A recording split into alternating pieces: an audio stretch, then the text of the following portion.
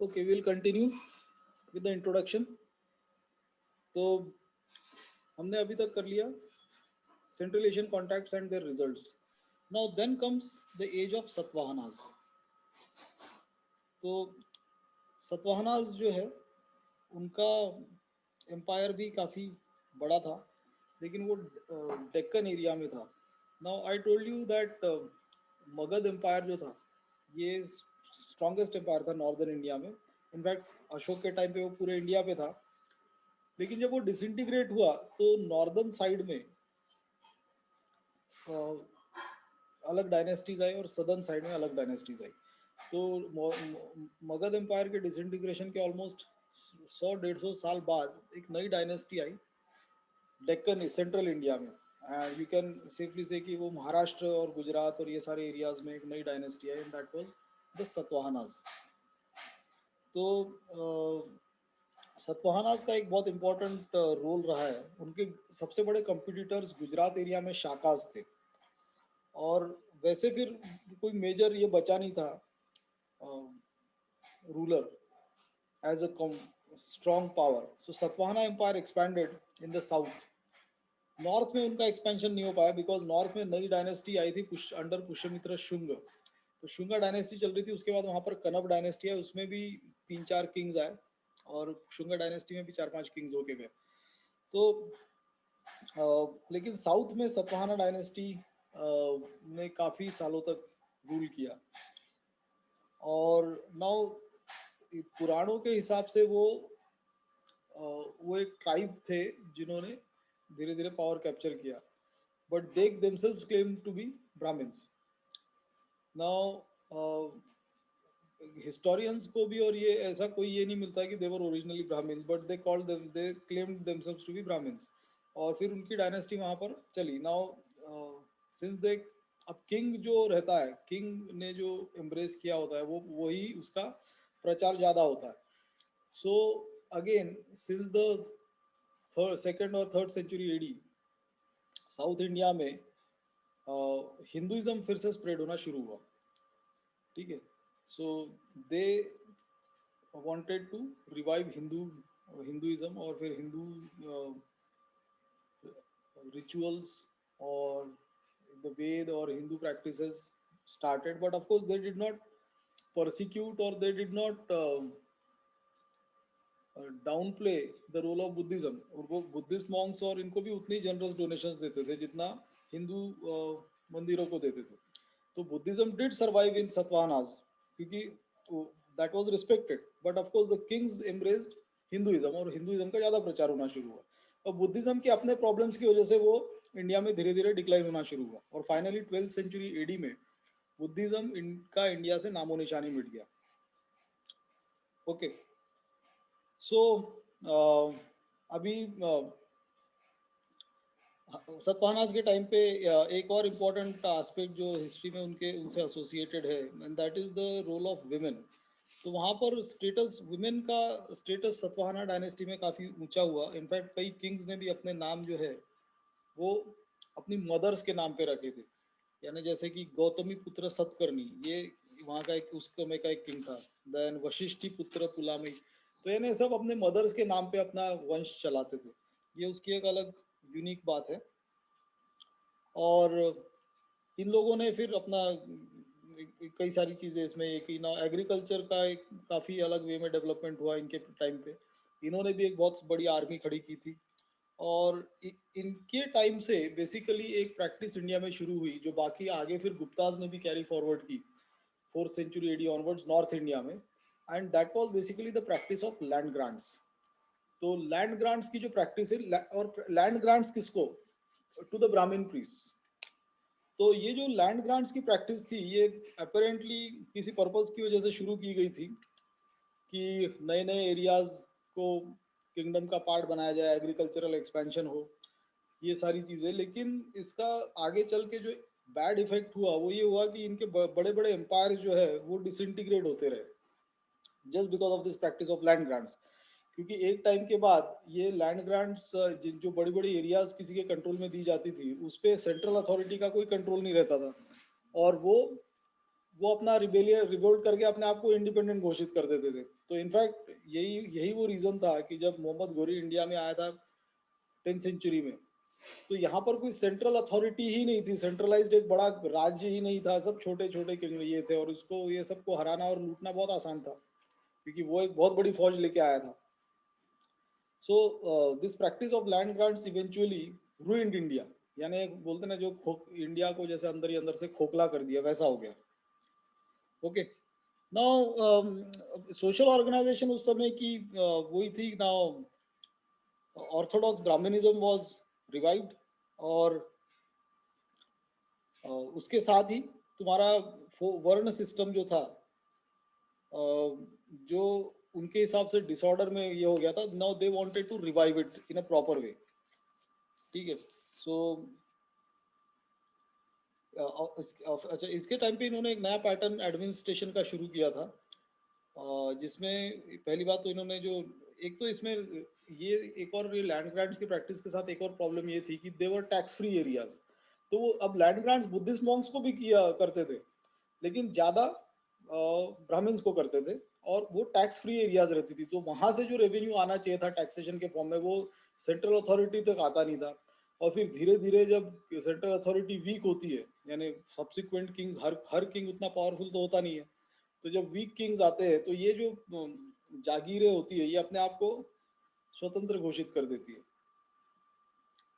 Okay, तो इन लोगों ने एक एडमिनिस्ट्रेशन का एक सिस्टम बनाया था जिसमें अलग अलग ग्रेड बनाए थे, हायरार्की बनाई थी। और खैर खैर इनफैक्ट जो बेस्ट सेंट्रलाइज्ड एडमिनिस्ट्रेशन अभी तक का इंडिया में एंशिएंट टाइम में रहा है वो मौर्यास के टाइम पे ही रहा है, और बाकी लोगों ने भी उसी पैटर्न को फॉलो किया अपने अपने नीड्स के हिसाब से मॉडिफाई करके। ठीक है, अच्छा, फिर रिलीजन के इसमें इन लोगों ने सारे जो अश्वमेध यज्ञ और सारी जो हिंदू प्रैक्टिसेस थी इनको रिवाइव किया। लेकिन ये वो दौर भी था जब कई सारी बड़ी बड़ी बुद्धिस्ट, जो आज की डेट में भी टूरिस्ट अट्रैक्शंस है, बुद्धिस्ट साइट्स का निर्माण भी इन्हीं के टाइम पे हुआ था। तो जैसे चैत्यास जो है, कार्ले में एक चैत्य है डेक्कन में, सोलापुर के पास है कहीं पर, तो वो एक एंशियंट टेम्पल है, बुद्धिस्ट टेम्पल, वो इनके टाइम पे ही बना था। फिर अजंता की कई, अजंता एलोरा की जो केव्स है उसमें भी इनका कंट्रीब्यूशन रहा, उसकी शुरुआत भी इन्हीं के टाइम से हुई। ठीक है, तो दो इम्पोर्टेंट सेंटर्स बुद्धिस्ट इसके थे, अमरावती और नागार्जुन कोंडा। अमरावती मतलब महाराष्ट्र का अमरावती नहीं, आंध्र प्रदेश में जो अमरावती है वो दो major Buddhist centres of learning Satavahanas के ही टाइम पे बने। फिर इन्हीं के टाइम पे इन्होंने जो है प्राकृत भाषा का प्रयोग ज्यादा किया। ठीक है, इनकी ऑफिशियल स्क्रिप्ट भी प्राकृत थी, संस्कृत नहीं थी। और उन लोगों ने उसमें मतलब कई सारे नए टेक्स्ट और कई सारा लिटरेचर का भी निर्माण इनके किंगडम, इनके पीरियड में हुआ था। ओके, अभी उसके बाद एक पार्ट आता है हिस्ट्री में जो करना है, the dawn of history in the deep south. तो अब साउथ इंडिया की हिस्ट्री में एक थोड़ा फर्क ये था that till 2nd century AD south India में एम्पायर्स का पेनिट्रेशन ज़्यादा नहीं हुआ था। यानी एम्पायर्स का इन द सेंस कि बड़े बड़े जो राजपाट थे वो साउथ इंडिया तक इतने पहुंचे नहीं थे। तो 2nd सेंचुरी एडी तक ऑलमोस्ट साउथ इंडिया जो है, इंडिया का जो साउथ इंडिया है स्पेशली, जिसमें जो सदर्न तमिलनाडु, केरला और present day southern Karnataka, southern Andhra Pradesh, ये सारे जो एरियाज है ये ऑलमोस्ट स्टोन एज में थे 2nd सेंचुरी एडी तक। नाउ इमेजिन करो 2nd सेंचुरी एडी तक ये सारे एरिया स्टोन एज में, और एक तरफ नॉर्थ इंडिया में बड़े बड़े एम्पायर्स आके खड़े हो गए, मतलब आके जा चुके थे। सो 2nd सेंचुरी एडी में ऑनवर्ड्स फिर यहाँ पर भी किंगडम्स की डेवलपमेंट शुरू हुई, और उसमें 3 मेजर डायनेस्टीज का नाम आता है, तो वो है चेराज, पांड्याज एंड चोलाज। ठीक है, तो इनके जो अर्ली किंगडम्स थे, पहले एक पांड्या टेरिटरी थी जो प्रेजेंट डे तमिलनाडु में आती है। इनकी कैपिटल प्रेजेंट डे मदुराई में थी, जो मदुराई सिटी है। एंड इन्होंने काफ़ी लंबे टाइम तक वहाँ पर राज किया, इनफैक्ट श्रीलंका को भी इन्होंने कैप्चर किया था। लेकिन ये चोलास, चेराज और पांड्याज जो थे ये तीनों आपस में ही लड़ते रहते थे और एक दूसरे को वीक करते रहते थे। तो इनके बैटल्स कई सेंचुरीज तक इन डायनेस्टीज में बैटल्स चलते रहे। मतलब एक टाइम तो ये आ गया था कि यहाँ पर ये तीनों किंगडम इतने वीक हो गए कि वो डिसइंटीग्रेट हो गए। वहां पर एक कालाभ्रास करके एक ट्राइबल ये था, उन लोगों ने राज किया और उन सबको हरा के साउथ इंडिया पे राज किया, तीनों किंगडम्स को हरा के। तो धीरे धीरे बाद में फिर ऑफकोर्स वो रिवाइव हुआ। ओके, अब ये जो साउथ इंडिया का ये था, इसमें सोशल क्लासेस का इसमें भी यहाँ पे भी हिंदुइज्म का पेनिट्रेशन हो चुका था एंड वर्ण सिस्टम आ चुका था धीरे धीरे। और यहाँ का एक मेजर कंट्रीब्यूशन जो है इंडियन हिस्टोरिकल कंस्ट्रक्शन के लिए भी और इन जनरल भी इंडियन कल्चर के लिए भी, वो है the starting of Sangam literature. अब संगम लिटरेचर अपने आप में एक बहुत बड़ा इलेबोरेट लिटरेचर है, और उस वो तो इनफैक्ट उसको कई हजारों साल पहले से ट्रेस करते हैं कि संगम का बेसिक मीनिंग है it is a कॉन्ग्लोमरेशन of cents sages, यानी साधु महात्माओं का ये। और वहाँ पर उनके जो संगम की जो मीटिंग्स होती थी, वहाँ पर ये सारे बड़े बड़े पोएट्स और अपने अपने वो ये करते थे। तो इनके जो कंपोजिशंस थे वो कोई भी हिस्ट्री एज सच उन्होंने कोई किसी के मतलब वो क्रॉनिकल्ड हिस्ट्री नहीं है, लेकिन उसके बारे में पढ़ के एक बहुत बड़ी जानकारी मिलती है कि उस समय का वहाँ पर कैसा सिस्टम था रहा होगा। यानी वो फिर वो फैमिली के टर्म्स में हो, पॉलिटिकल ऑर्गेनाइजेशन के टर्म्स में हो, रिलीजन के टर्म्स में हो, ओके, इकोनॉमी के टर्म्स में हो, या डिवीजन ऑफ सोसाइटी के टर्म्स में हो, तो वो सारी चीज़ों का ज्ञान मिलता है संगम लिटरेचर से। अब संगम लिटरेचर में कोई क्रॉनिकल हिस्ट्री नहीं है कि ये किंग आया उसके बाद ये किंग आया, वो ऐसा नहीं है, लेकिन उनकी वजह से हिस्ट्री को कंस्ट्रक्ट करने में काफ़ी बेनिफिट मिलता है, स्पेशली साउथ इंडिया की। ठीक है, तो इनके टाइम पे भी कई सारे इंपॉर्टेंट सिटीज डेवलप हुए थे जैसे कि उरायूर, पुहार, Kaveripattinam.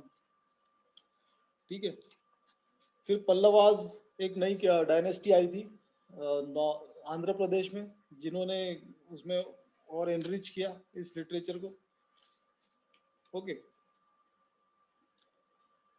Then comes the rise and growth of the Gupta empire.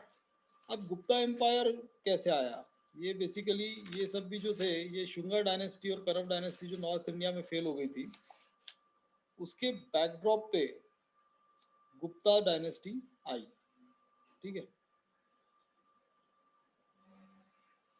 तो नॉर्थ इंडिया में थे मेजरली गुप्तास, और third century onwards Gupta dynasty की शुरुआत हुई, और अराउंड 2 से 2.5 सेंचुरीज तक, ऑलमोस्ट 3 सेंचुरीज पकड़ लो, नॉर्थ इंडिया में गुप्ता डायनेस्टी का बहुत बड़ा प्रभाव रहा है। उसमें भी समुद्रगुप्त के अंडर में ऑलमोस्ट पूरा इंडिया आ गया था। एक्चुअली समुद्रगुप्त ने जो पॉलिसी अपनाई थी वही अकबर ने पॉलिसी अपनाई थी। तो वो पॉलिसी ये थी कि ये पावरफुल किंगडम जो थे, ये छोटे किंगडम्स को ऑफर देते थे कि हम तुम पे हम तुम पे अटैक करके तुमको हराएंगे नहीं, सिर्फ तुम हमारे छत्र छाया में आ जाओ, दैट इज कॉल्ड सुजरेनिटी। यानी तुम हमारे अम्ब्रेला, हमारे एम्पायर का पार्ट बनो, हम तुमको हराएंगे नहीं, और तुम वहाँ के जो किंग्स है उसको अरेस्ट करना या वहाँ से निकालना वो सब काम नहीं करेंगे, तुम अपना राजपाट तुम ही राज करो, लेकिन तुम रहोगे हमारे एम्पायर का part. Okay, this is the policy. So in fact British भी इंडिया में जब आए थे, तो ब्रिटिश ने भी इंडियन प्रिंसली स्टेट्स के साथ यही पॉलिसी अपनाई थी। The entire country during British rule was divided into provinces and princely states. तो जो प्रिंसली स्टेट्स थे उनके साथ ब्रिटिश की यही पॉलिसी थी कि that you would be under the British rule, लेकिन तुम अपना राजपाट देख सकते हो, of course without powers. British time पे तो इनके पास कोई पावर्स नहीं थी, लेकिन बाकी के रूलर्स के टाइम पे इनके पास इंडिपेंडेंट पावर्स भी थी। So Samudragupta had adopted that policy. और फिर गुप्ता एम्पायर का अपना ये है, इनफैक्ट एक महत्व है इंडियन हिस्ट्री में। Gupta empire is also called the golden age of Indian history. Why? Because most of the large number of gold coins associated with Gupta dynasty have been excavated, और उस समय का ट्रेड और commerce और ये सारा जो है काफ़ी फ्लरिशिंग था। इंडिया काफ़ी प्रॉस्परस था गुप्ता ईरा में। Because India also had trading relations with Byzantine empire, यानी जो उस समय का रोमन एम्पायर था उनके साथ था। इधर चाइना के साथ ट्रेडिंग रिलेशंस थे, तो trade and commerce flourished. And अब जब ट्रेड कॉमर्स फ्लरिश होता है और ओवरऑल बिजनेस एक्टिविटी जब ज़्यादा रहती है किसी भी कंट्री में या स्टेट में, तो वहाँ पे एक समृद्धि आती ही है। तो Gupta empire was the in fact it was one of the most glorious periods of Indian history. तो उसके मेजर किंग्स थे, तो चंद्रगुप्त मौर्य, चंद्रगुप्त मौर्य नहीं, ये दूसरा चंद्रगुप्त है। तो इट वाज उसका फर्स्ट मेजर किंग था चंद्रगुप्त, देन समुद्रगुप्त और देन चंद्रगुप्त टू। फिर ऐसे फिर ढेर सारे आगे गुप्ता है जो इतने सिग्निफिकेंट नहीं थे। और फिर इवेंचुअली गुप्ता एम्पायर भी डिसइंटीग्रेट हुआ। एंड गुप्ता एम्पायर के डिसइंटीग्रेट होने के बाद हर्षवर्धन के अंडर में एक नई dynasty I, that was called the वो एक ये थी, थानेसर से एक नई डायनेस्टी आई थी जिसका मेजर किंग था हर्षवर्धन। और उसका एक अपना हिस्टोरिकल कंट्रीब्यूशन है और उसकी एक अपनी जगह है हिस्ट्री में। और उससे पहले एक टॉपिक इसमें आता है, the spread of civilization in eastern India. तो अब हमने बाकी सब पार्ट्स की बात की, ईस्टर्न इंडिया की बात नहीं की। ईस्टर्न इंडिया यानी कौन सा, आसाम ऑनवर्ड्स जो पार्ट है इंडिया का, तो वहां पर भी अपने कुछ नए किंग्स आए थे। तो वर्मन डायनेस्टी और ऐसे कुछ किंग्स थे। और देन माथाराज, वशिष्ठाज, नालाज, मानाज, ऐसे नए नए कुछ कुछ किंग्स थे जो ईस्टर्न इंडिया में थे। और लेकिन अब ऑफ कोर्स ये कोई बहुत बड़े बड़े एम्पायर से यही कार्व आउट नहीं कर पाए। और इवेंचुअली ये सारे जो है ये किसी बड़े एम्पायर का पार्ट ही बन के रह गए। जैसे बंगाल में गौड़ा डायनेस्टी थी शशांक के अंडर में, उसके अंडर में ईस्टर्न साइड के कई सारे एम्पायर, कई सारी टेरिटरीज उसके अंडर में थी। Okay, now then comes the times of Harsha and his times. तो हर्षवर्धन का जो है उसका एक अपना महत्व है इंडियन हिस्ट्री में। और उसका महत्व इसलिए है क्योंकि उसने भी एक बहुत बड़े पार्ट पे पूरे नॉर्दर्न इंडिया पे उसने राज किया था। और he again revived Buddhism in India. यानी बुद्धिज्म का प्रभाव जो शुंग और कनब डायनेस्टी के टाइम पे कम हो गया था, वो हर्षवर्धन ने फिर से ये किया। इनफैक्ट ह्यूनसांग और उसके अंडर में एक ह्यूनसांग एक चाइनीज ट्रैवलर है जो हर्षवर्धन के टाइम पे आया होगा, शायद तुमने उसका नाम भी सुना होगा। और उसने काफ़ी इलेबोरेट अकाउंट लिखा है हर्षवर्धन के टाइम का। तो उसमें उससे ये मालूम पड़ता है कि हर्षवर्धन वॉज क्वाइट इम्प्रेस्ड। वैसे वो एक शैवाइट था, शिवा वर्शिपर था, but later on he also got converted into Buddhism. और उसके लिए ऑफ कोर्स ऑर्थोडॉक्स हिंदूज या जो ब्राह्मणिकल ये था, ब्राह्मणिकल ऑर्गेनाइजेशंस ये थी, उनका काफ़ी अपोजिशन भी हुआ था। But still he embrace Buddhism और बुद्धिस्ट काउंसिल्स और बुद्धिस्ट मॉन्क्स से लेके उन्होंने इसके लिए उसके ऊपर एक असैसिनेशन अटेम्प्ट भी हुआ था हर्षवर्धन पे। खैर वो फेल हो गया। तो हर्षवर्धन ने भी वही, लेकिन उसने भी जो एडमिनिस्ट्रेशन का सिस्टम है वही फॉलो किया, वही जो सेम गुप्ताज ने शुरू किया था। इनफैक्ट जो सतवाहनाज ने शुरू किया वो कौन सा, that is the practice of land grants. और वो लैंड ग्रांट्स के चलते धीरे धीरे बहुत सारे फ्यूडेटरीज खड़े हो गए। फ्यूडेटरीज यानी फिefडम, छोटे छोटे जागीरदार। और जब सेंट्रल अथॉरिटी जैसी वीक होती है तो ये इनमें से कोई एक, ये सारे अपने आप को इंडिपेंडेंट घोषित करते हैं। अब देखा जाए तो हर्षवर्धन भी कहाँ से आया, हर्षवर्धन भी जिस डायनेस्टी से आया वो इनकी गुप्ताज के एक फ्यूडेटरी ही थे, one of the jagirdars of Guptas. जब गुप्ता डायनेस्टी वीक हुई, उनके सेंट्रल अथॉरिटी वीक हुई, तो इसने फिर अपना प्रभाव बढ़ाना शुरू किया और इसने अपनी डायनेस्टी की स्थापना की।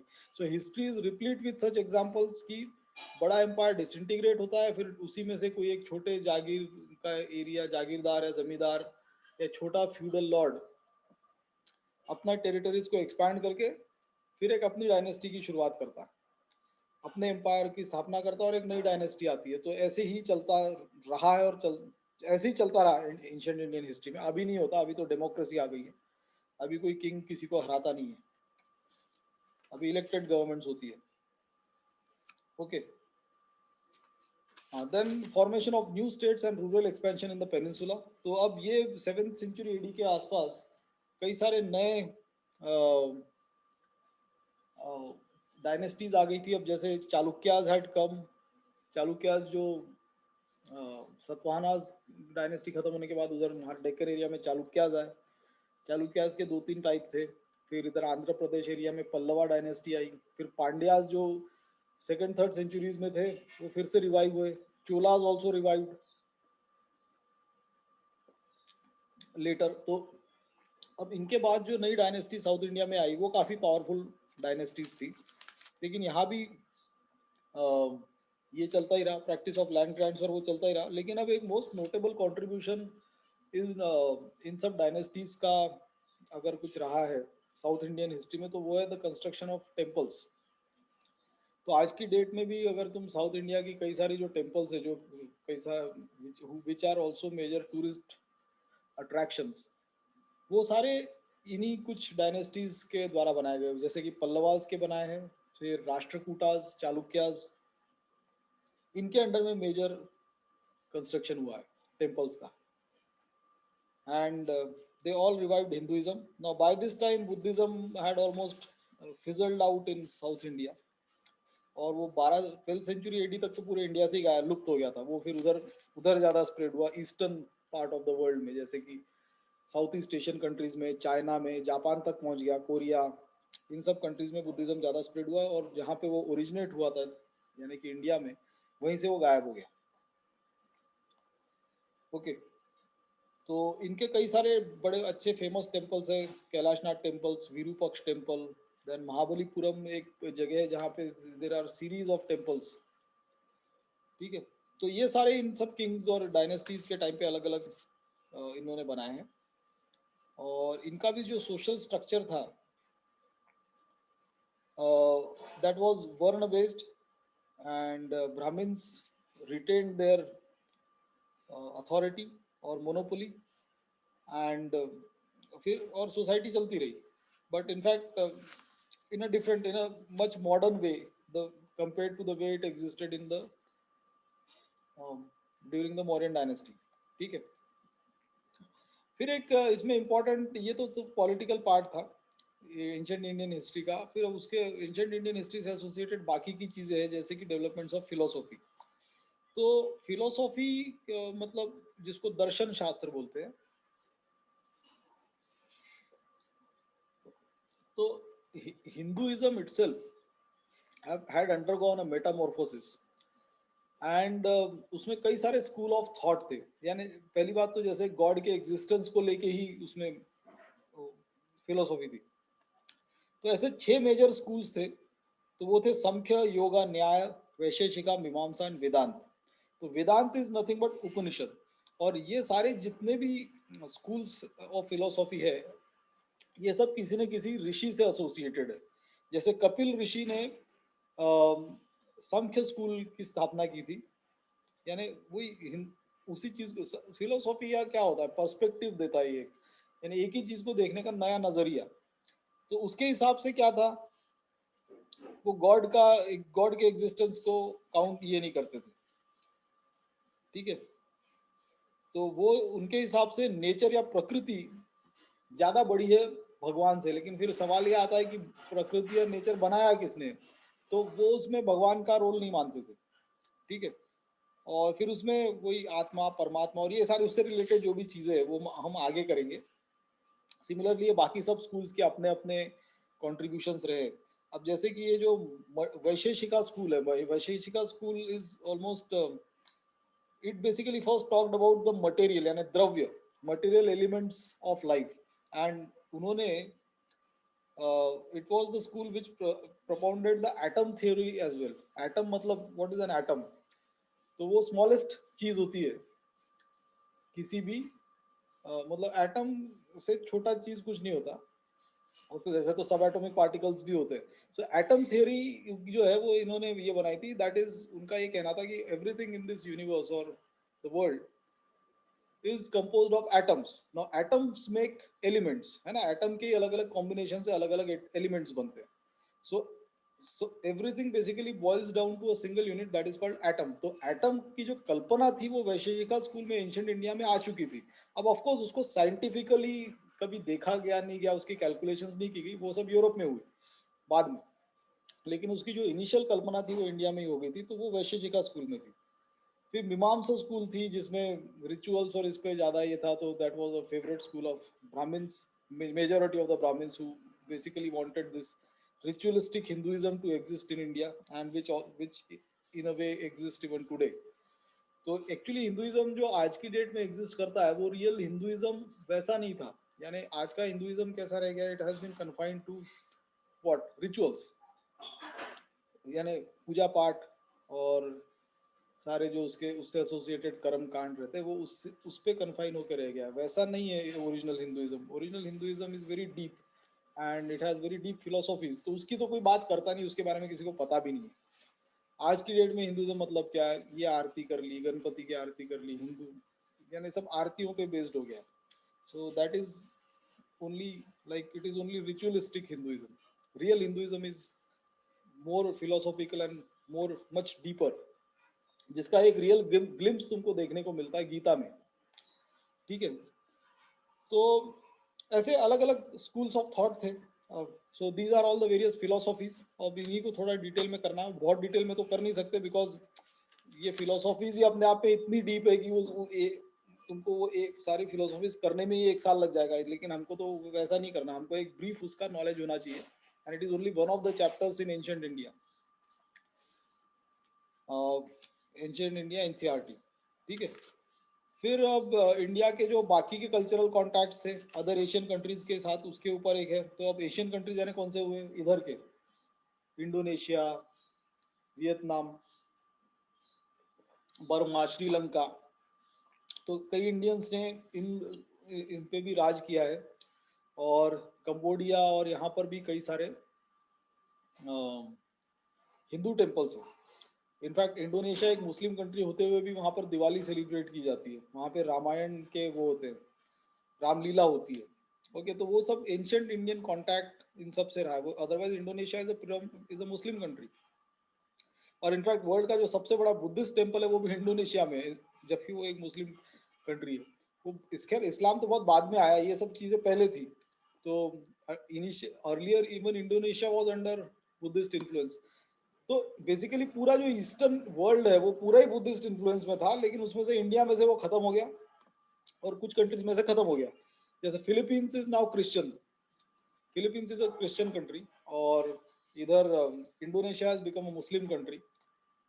और इवन कोरिया में भी उसका ये था, तो नॉर्थ कोरिया ने तो रिलीजन को ही अबैंडन कर दिया है, वो कम्युनिस्ट इन्फ्लुएंस में था मार्क्स के इस पे। और साउथ कोरिया में क्रिश्चियनिटी एंड बुद्धिज्म दोनों है। जापान में बुद्धिज्म है, चाइना में बुद्धिज्म है। सो बुद्धिज्म इंडिया को छोड़ के बाकी सब कंट्रीज में, इंडिया में भी था, बाकी कंट्रीज में भी था, लेकिन कई कंट्रीज से वो चला गया। Okay, now then another chapter is about the transformation of ancient phase. तो ये वो ट्रांसफॉर्मेशन है बेसिकली, ये एंशिएंट फेज कैसे चेंज हुआ। एंड न्यू अग्रेरियन इकोनॉमी आई और उससे क्या क्या इफेक्ट्स हुए, कैसे ट्रेड डिक्लाइन हुआ, ये सब उसमें हुआ। एंड और ये सारे जो सेंट्रल अथॉरिटीज थी, बड़े बड़े एम्पायर्स डिक्लाइन हो चुके थे bye 9th-10th century AD. And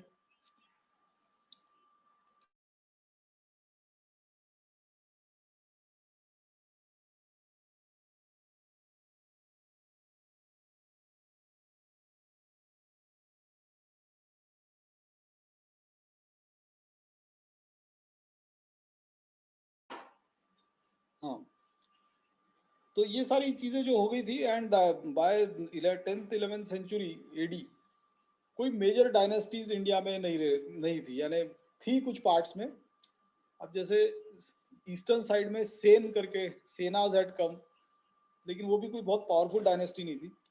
and एक एज ऑफ 3 एम्पायर्स हुआ था जिसमें पालाज, प्रतिहार्स एंड राष्ट्रकूटास, ये एक 7th-8th सेंचुरी एडी में इनका एक था। लेकिन धीरे धीरे ये भी सब डिसइंटीग्रेट हो गए और ये सब स्मॉल फ्यूडल किंगडम्स में कन्वर्ट हो गए। तो अब चूंकि यहाँ पर पूरे इंडिया में कोई एक स्ट्रॉन्ग अथॉरिटी नहीं थी, इसीलिए फिर यहाँ पर पहली बार इस्लामिक इन्वेजन हुआ था, इस्लामिक इन्फ्लुएंस आया था, जिसमें कि मोहम्मद गोरी ने यहाँ पर इन्वेट करके इसको बहुत सारी वेल्थ यहाँ से लेके गया था, स्पेशली सोमनाथ टेम्पल में बहुत सारा सोना था, वो लेके गया। और ये सुनने के बाद फिर टर्किश, टर्किश है ना, तो इमेजिन करो टर्की कितना दूर है यहाँ से, वहाँ से टर्किश रूलर्स इंडिया में आने शुरू हुए। और फिर फर्स्ट एक बड़ा किंगडम, उसको स्लेव डायनेस्टी बोलते हैं, that was established in India under Qutbuddin Aibak. ठीक है, तो वो 12th century, 11th 12th century AD की बात है। तो तब से फिर यहाँ पर मेजरली इस्लामिक रूल रहा है इंडिया में, तो वो मेडिवल इंडिया में आता है। Now this we have to confine till 9th to 10th century AD, जो एंशियंट इंडिया का फेज है। Okay, then there was another chapter is about sequence of social changes। तो social changes यानी कैसे आए, फिर जैसे ट्राइबल टू पेस्टोरल इकोनॉमी बनी, pastoral to agrarian economy, and उससे एसोसिएटेड बाकी की चीज़ों में चेंज। ठीक है, वर्ण सिस्टम कैसे डेवलप हुआ। नाउ सी, वर्ण इज वन थिंग एंड जाति इज डिफरेंट थिंग। वर्ण का मतलब बेसिकली कलर होता है, ठीक है। और तो ये इनिशियली जो वर्ण का डिफरेंस आया वो कलर पे ही बेस्ड था, क्योंकि जो स्टेपिस रीजन से जो आर्यंस इंडिया में आए थे, देवर फेयर स्किन, वो गोरे लोग थे, यहाँ के लोग डार्क डार्क स्किन थे। तो जो इनिशियल डिफरेंस था वो कलर का ही था।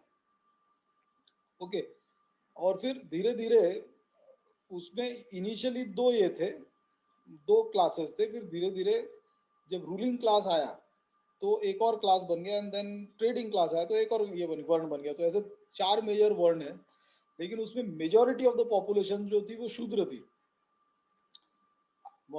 तो ब्राह्मण, क्षत्रिय और वैश्य, ये जो तीन वर्ण है, ये माइनॉरिटी में थे, और मेजोरिटी पॉपुलेशन वो शूद्र। तो आज की भी डेट में देखा जाए तो ये जो the upper caste population India की जो है, that is Brahmin, Kshatriya and Vaishya, they comprise only 12% of India total population. So ये व्यवस्था पहले से ही ऐसी थी, यानी minority would rule the majority. Okay, खैर अभी मॉडर्न डेमोक्रेसी में ये सारी चीज़ें चेंज हो जाती है, बहुत सारे एस्पेक्ट्स उसके चेंज हो गए। हर किसी को एम्पावरमेंट मिला है, हर किसी को आगे बढ़ने की अपॉर्चुनिटीज़ है, और thanks to the constitution of India, so all this communities have also prospered, and the major beneficiaries have been the एससीज एंड एसटीज, जो जिनकी हालत एंशियंट टाइम से हज़ारों सालों में बहुत ही ख़राब थी। तो they also got benefited because of the provisions in the constitution regarding affirmative action। तो affirmative action क्या है, वो सब तो पॉलिटिक्स में करना, वो अलग बात होगी। तो ये सीक्वेंस ऑफ सोशल चेंजेस में ये देखना कि इवन गॉड्स एंड गॉडेसेस का भी चेंज कैसे हुआ, how religion underwent a metamorphosis, and how the social classes changed, what kind of administrative systems were in place, वो सारी चीजें इसमें करनी है। And then the last is about the legacy of science and civilisation. ठीक है, तो क्या कंट्रीब्यूशन रहा है इसका। तो पहली बात तो रिलीजन रहा है, जहाँ पर अब इंडिया में तीन मेजर रिलीजन्स एंशिएंट टाइम से है। एक तो हिंदुज़म तो था ही, देन बुद्धिज़्म, जैनिज़्म इंडिया में है, इंडिया में सिखिज़्म भी है, बाद में आया। फिर इंडिया में एक बहुत बड़ा इस्लामिक इन्फ्लुएंस रहा है, तो इंडिया में वर्चुअल, और क्रिश्चियनिटी का भी इन्फ्लुएंस रहा है। तो इंडिया में वर्चुअली जो वर्ल्ड के सारे मेजर रिलीजन्स है, वो सारे के सारे इंडिया में एग्जिस्ट करते हैं। ठीक है, तो अब इंडिया में फिर फिलोसॉफी के कॉन्ट्रीब्यूशंस अपने रहे, जिसके बारे में हमने अभी बात की। Then there was a development in the field of science and technology, craft और टेक्नोलॉजी में कंस्ट्रक्शंस के नए तरीके हुए, शुरू हुए। पॉलिटी में मेजर चेंजेस, कौटिल्य का जो अर्थशास्त्र था, Chanakya was known as Kautilya, that is still used in public administration, not only in India but all over the world. Public administration पूरे वर्ल्ड में जहाँ भी पढ़ाया जाता है, वहाँ पे कौटिल्य अर्थशास्त्र को के बारे में भी पढ़ाया जाता है, क्योंकि ये सारा का सारा जो है एडमिनिस्ट्रेशन, इकोनॉमी, गवर्नेंस, ये सारा वो उसकी एक बाइबल जैसी है, यानी वो प्रिंसिपल्स आज की डेट में भी उतने ही वैलिड है। ठीक है, then there was a big development in the field of science and mathematics. तो मैथमेटिक्स की फील्ड में जैसे notation system, zero, decimal system, ये सब इंडिया का इन्वेंशन है। और फिर कई सारे ज्योमेट्री के प्रिंसिपल्स वो भी इंडिया में ही डेवलप हुए। और सबसे इम्पोर्टेंट जो डेवलपमेंट एक हुआ है वो मेडिसिन की फील्ड में हुआ है।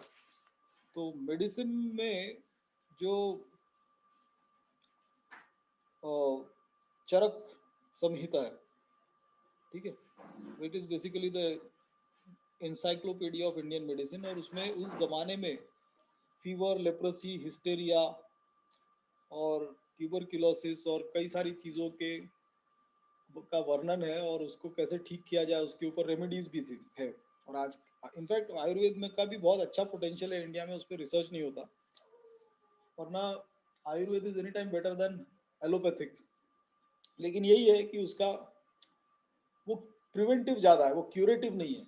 क्यूरेटिव यानी क्यूरेटिव भी है, लेकिन आयुर्वेद का मेन प्रिंसिपल ही इस पे है कि तुमको डिजीज होनी ही नहीं चाहिए, उस हिसाब से अपनी जीवन शैली जियो, जड़ी बूटियां खाओ, च्यवनप्राश खाओ। और उसका बेसिक प्रिंसिपल है प्रिवेंशन। तुमको एक बार कुछ हो गया तो उसके बाद फिर एलोपैथी का ज़्यादा ये है, और इसीलिए एलोपैथी ज़्यादा पॉपुलर है, क्योंकि एलोपैथी इंस्टेंट रिलीफ भी देती है। और एलोपैथी में एक सबसे बड़ा एडवांटेज है जो बाकी के फील्ड्स ऑफ मेडिसिन में नहीं है, और वो है सर्जरी का। सर्जरी किसी इसमें नहीं, ना होम्योपैथी में, ना आयुर्वेद में है, ना यूनानी सिस्टम ऑफ मेडिसिन किसी इसमें नहीं। It is only possible in allopathy, so that is why it is the most popular medical science in the world. और उसी में सबसे ज़्यादा रिसर्च भी होता है, सबसे ज़्यादा फंडिंग होती है, सबसे ज़्यादा फार्मा कंपनीज उससे एसोसिएटेड है, ठीक है।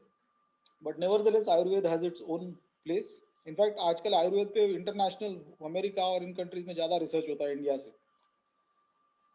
Okay, then there was a big contribution in the field of art and literature also. अब आर्ट में बड़े बड़े जो टेम्पल्स से लेके तो क्या क्या बने, वो सब तो है ही, पेंटिंग्स। एंड देन लिटरेचर में कई सारी कंपोजिशंस हुए एंशिएंट इंडिया में। Okay, so with this